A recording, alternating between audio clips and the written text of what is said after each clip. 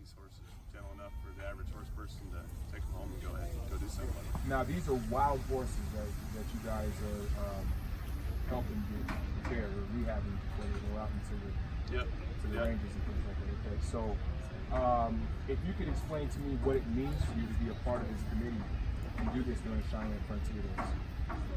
You know, it's a pretty special thing, really. You take an animal that has 100 years of instinct of living in the wild his whole life, and I try to convince that horse that I'm his friend, I'm his partner, I'm a safe place to be. I want to take the place of the herd. So at the end of the day, when we get these horses gentle enough that they actually start trusting us, it's a big rewarding experience. And then we know that they're going to a good home instead of living out on the range somewhere where they have to fight for survival every day and food, water, etc. So that's the main goal, is get them a good home and get them gentle enough that somebody can go home and do something with them. No, I hate to be the foolish person to ask this question, okay, but so where do you find the wild horses at? A lot of these wild horses are up around the Rock Springs area. We cover the high desert district, but wild horses are found in Utah, California, Oregon, Nevada, Colorado, Montana. They're all over the place. Now, a lot of people say these horses are the original horse from the Spanish Barb Mustang, where the Spaniards first brought horses to the United States, but a lot of these horses go back to horses that got turned out during the Depression, horses that got turned out because people couldn't feed them, couldn't take care of them. So, there's a lot of different bloodlines in there. You get big draft horses, you get thoroughbred horses, you get little desert horses. There's just a huge mix, and you'd be surprised, these huge areas that have no vegetation, no trees, there'll be horses all over the place. So yeah, you'll be driving down the road and you'll look out and a lot of people are like, oh, that's just somebody's pasture horses, but no, actually there's a lot of wild horses just hanging out there. Okay. And so, what does a day look like for Nick as a caretaker for the wild horses before they get ready for the BLM auction?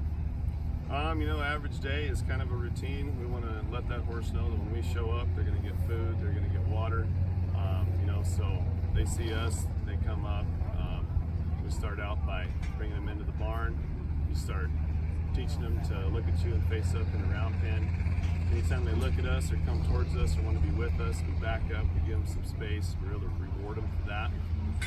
And basically, once I can get up and kind of go over the routine of catching the horse, brushing the horse off, tying it up, picking up its feet, saddle, ride, get off, lead the horse to water, give him a bath, brush him off, go on to the next one, do that until you're worn out enough, you go take a break, have some lunch.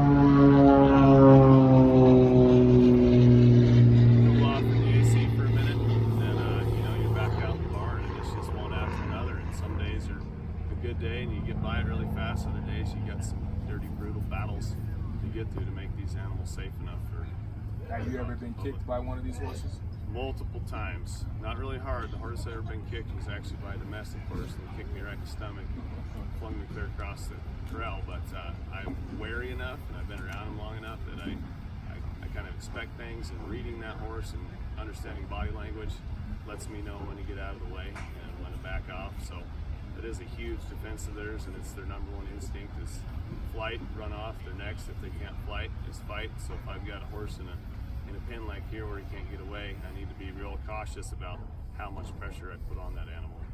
Exactly. Okay, perfect. And then, so you guys been doing this since 1998. If you could say to me what it means to you to be doing this, and what has the progression's been over the year? What brings you back every year? Probably my freedom is going to be the biggest thing. I'm my own boss, and the more horses I get broke and the harder I work, the more money I make. But also, I don't have to sit in an office. I get to be outside, and I've been around horses my whole life. I tried to be a roughneck on the oil rigs for a while and realized that I'm not really good with high authority. So I went back home, and I went to equine college in Rapid City, South Dakota, and I trained cutting horses, reining horses. I rode dressage, hunter jumper. I wore little tights and helmet. Did so many different variations of horse training that there's just nothing else that I'm this confident in doing with my life. Now you speak to the confidence level that you have when you're in this arena here, right? Mm-hmm. What makes you passionate about what you do?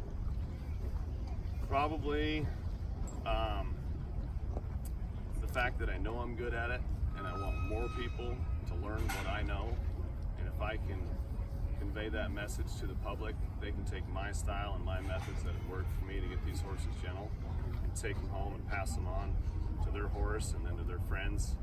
And hopefully our program and our style of training can work like a web and just spread out through there. And that's my main goal. That's why I try to put a lot of videos online, because when you get a Mantles wild horse, I want you to know that this is going to be the most gentle, well-bred wild horse that you can adopt at this price range. Do you happen to get attached to the horses?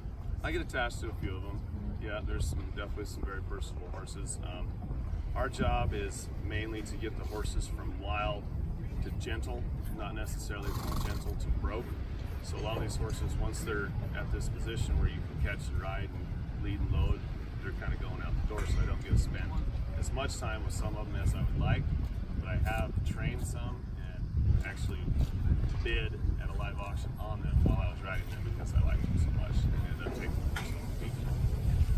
Is there anything else you would want to say on behalf of the BLM auction before we go? I just want to invite everybody to come down and check it out and spread the word. We hope to be back next year, and check us out at Mantles Wild Horses on Facebook.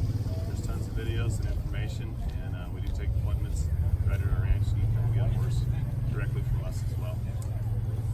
Beautiful.